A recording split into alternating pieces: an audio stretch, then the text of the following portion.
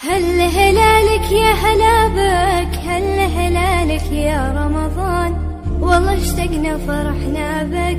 صوم وطاعة للرحمن، صوم وطاعة للرحمن، روحانية يومك غير، والوعد باب الريان، والليالي فيها الخير. يا هلا بك يا رمضان، يا هلا بك يا رمضان، جينا نبارك للحلو. السلام عليكم ورحمة الله تعالى وبركاته. نتمنى إن شاء الله تكونوا بخير وعلى خير وفي أحسن الأحوال إن شاء الله. اليوم إن شاء الله مجربة والنتيجة ديالها إن شاء الله مضمونة 100%. هذه الوصفة مجربة من طرف العديد من الناس ومجربة عدة مرات، يعني مجربة بزاف ديال الناس ومجربة بزاف ديال المرات. الوصفة ديالنا اليوم إن شاء الله لعلاج الكحة أو علاج السعال الحاد والمزمن.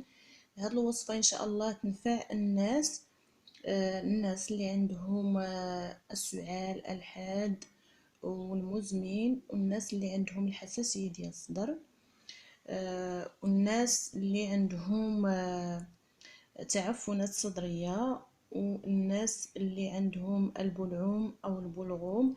يعني غادي تنفع الناس اللي عندهم المشاكل ديال الصدر، وحتى الناس اللي عندهم نزلات البرد. ان شاء الله غادي تنفعهم هذه الوصفه هذه. كما قلت لكم مجربه من طرف بزاف ديال الناس ومجربه عده مرات. بقاو معايا حتى الاخر ديال الفيديو وما تفوتوا حتى شي لقطه باش ان شاء الله تنجح معكم الوصفه، لانها وصفه طبيعيه ومجربه كما قلت لكم من طرف بزاف ديال الناس، والنتيجه ديالها روعه. والاهم من هذا الشيء كله هي انها ما عندها حتى شي اعراض جانبيه بصفه نهائيه. ما غاديش نطول عليكم، غنبداو مباشره في عمل الوصفه على بركه الله. كما قلت لكم هذه الوصفه هذه بمكونات بسيطه جدا، ولكن النتيجه ديالهم روعه. مكونات طبيعيه 100%. المكونات اللي غادي نستعمل في هذه الوصفه متواجدين عندنا في المنازل ديالنا. كيبقى السر في طريقه الاستعمال. هذاك الشيء علاش قلت لكم ما تفوتوا حتى شي لقطه باش ان شاء الله ينجح معكم الدواء. اول حاجه عندي هنايا غادي نحتاج الى حبتين من الثوم، وغادي نحتاج الى المكون الثاني هو الزنجبيل. بالنسبه للزنجبيل الا كان متوفر عندكم الزنجبيل الطري كتكون المنفعه ديالو افضل بكثير. المهم انا ما متوفرش عندي، استعملت غير هذا. الزنجبيل البنات عنده عده منافع الصحه، انا كنستعمله في بزاف ديال الوصفات. ان شاء الله في فيديوهات مقبله ان شاء الله نشارك معكم بعض الوصفات اللي كنستعمل فيهم الزنجبيل. وغادي نحتاج الى مكون اخر، المكون الثالث معنا في هذه الوصفه هذه هو الزعتر البري. بالنسبه للزعتر ما نحتاجش نقول لكم عليه، الكل كيعرفوا، ويعني ما نحتاج نقول لكم عليه ولا على المنافع ديالو، راه ما شاء الله معروف عند الجميع بالمنافع ديالو الصحيه. المنافع ديالو عديده. وبالنسبه للناس اللي ما كيعرفوش غادي نحط لكم الصوره ديالو هنايا.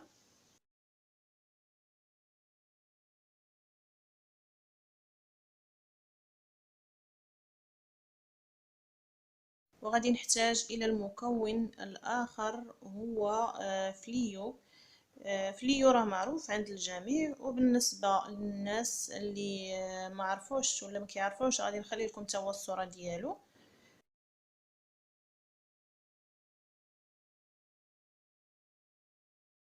وعندي هنايا الحليب، غادي نحتاج هنايا تقريبا ربع لتر من الحليب.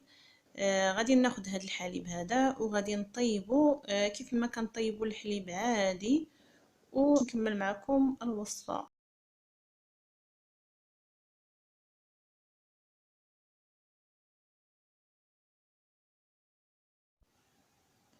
وهنايا البنات غادي ناخذ هاد الحبتين ديال الثوم ونقيهم بطبيعه الحال، ونقطعهم طريفات صغار باش هكذا تلقوا لنا المكونات ديالهم.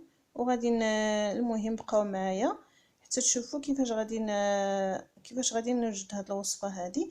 المهم البنات، هاد الوصفه هذه اللي غادي نشارك معكم اليوم راه يعني كيف ما شفتوا كلهم المكونات اللي استعملت فيها طبيعيين 100%. وإلا لاحظتوا جميع الوصفات اللي كنعطيكم كلهم بمكونات طبيعيه 100%، وحتى كنكون مجرباهم عده مرات عاد كنشاركهم معكم. المهم غير طبقوا الوصفه كيف ما عطيتها لكم باش ان شاء الله تنجح معكم الوصفه. هاد الوصفه هذه راه يعني جميع الناس يمكن لهم يستعملوها، جميع الفئات العمريه صغار كبار، لانها بمكونات بسيطه جدا وكنستعملوهم حتى في الطبخ ديالنا. يعني ما عندهم حتى شي ضرر على الصحه ديالنا، بالعكس عندهم عده منافع على الصحه ديالنا. المهم بعد ما قطعت هاد الثومه هذه غناخد واحد الكاس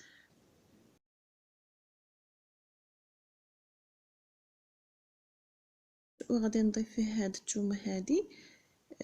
وغادي نزيد عليه واحد الملعقه من او ملعقه من الزنجبيل،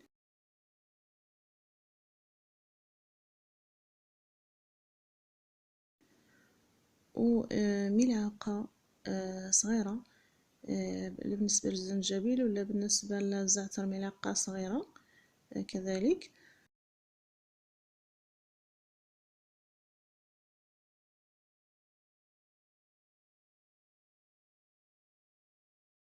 ونضيف واحد الملعقه صغيره كذلك من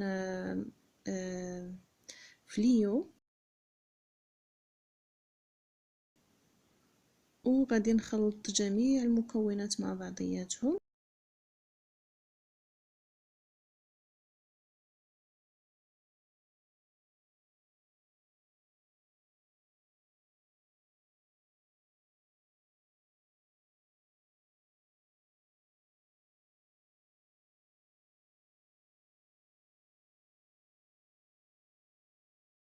ونضيف عليهم هذاك الحليب اللي سبق ليا طيبت.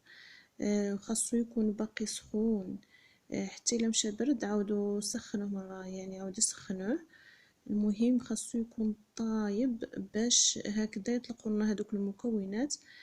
غادي نضيف عليه هذاك الحليب ونخليه جانبا لمدة ساعة على الأقل، حتى يطلقوا لي دوك المكونات في الحليب ديالي.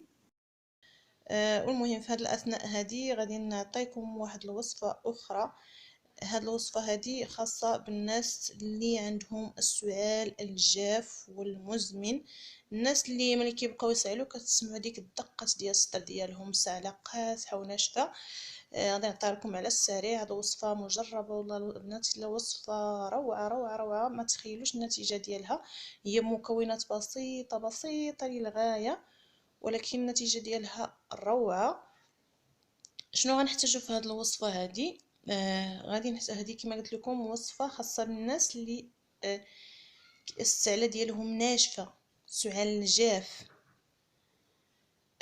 شنو غنحتاج في هذه الوصفه؟ غادي نحتاج الى بيضه واحده، ومن الافضل انها تكون بيضه بلديه، من الافضل تكون بيضه بلديه، وإلا ما كانش ماشي مشكل. المهم الا كانت بيضه بلديه غادي تكون افضل. وغادي نحتاج الى الفول البنات، الفول اليابس. غادي ناخذوه وغادي نحيدوا القشور ديالو ونطحنوه حتى يولي بحال الطحينه، يعني على شكل بودر. وغادي نحتاجو الى زيت الزيتون والبيضه اللي سبق لي ذكرت معكم. طريقه الاستعمال سهله وبسيطه، وغادي تبان لكم يعني شي حاجه بسيطه، ولكن النتيجه ديالها روعه روعه روعه روعه روعه. غادي ناخذ واحد المقيله وغادي نضيفو فيها واحد ملعقه او ملعقه ونصف من زيت الزيتون، وغادي نضيف عليهم واحد الملعقه كبيره من الفول المطحون اللي سبق لنا طحناه، ونحركهم جيدا ونوضعهم على نار مهيله ونخليهم واحد شويه، غير مده 4 دقائق 5 دقائق يتحمروا شويه.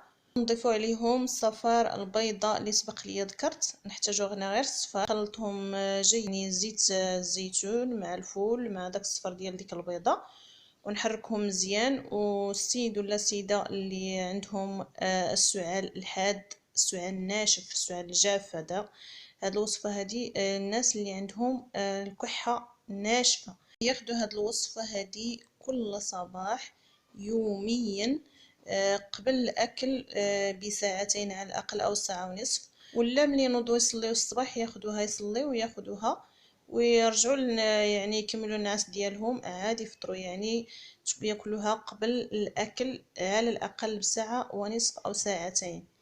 صدقوني البنات هاد الوصفه هادي مجربه والنتيجه ديالها روعه. غادي نرجعوا نكملوا الوصفه ديالنا السابقه بعد ما بردنا الحليب ديالنا وطلقنا جميع المكونات، طلقنا دوك المكونات في الحليب ديالنا. غادي نصفيوه وغادي ناخد واحد الكاس كبير، هذا بالنسبه للناس الكبار، وبالنسبه للاطفال ناخدو نصف الكميه. وملي كنقول لكم الاطفال، الاطفال اكثر من 6 سنوات، يعني الاطفال ياخدو نصف كاس ولا كاس صغير، والناس الكبار ياخدو كاس كبير بحال هذا. غادي ناخدوه مره واحده في اليوم، ركزوا معايا، مرة واحدة في اليوم. ملي نبغيو نعسو ناخدو هاد الكاس هذا كما قلت لكم الناس الكبار، ونصف كاس للناس الصغار، ونمشيو نعسو مباشرة. نستعملوها 3 أيام فقط ونحبسو. في الغالب الناس اللي استعملوا هاد الوصفة استعملوها 3 أيام والحمد لله مبقاش عندهم المشكل اللي كان عندهم، يعني مبقاوش كيسعلوا، مبقاش عندهم المشكل ديال السعال ولا ديال الحساسيه.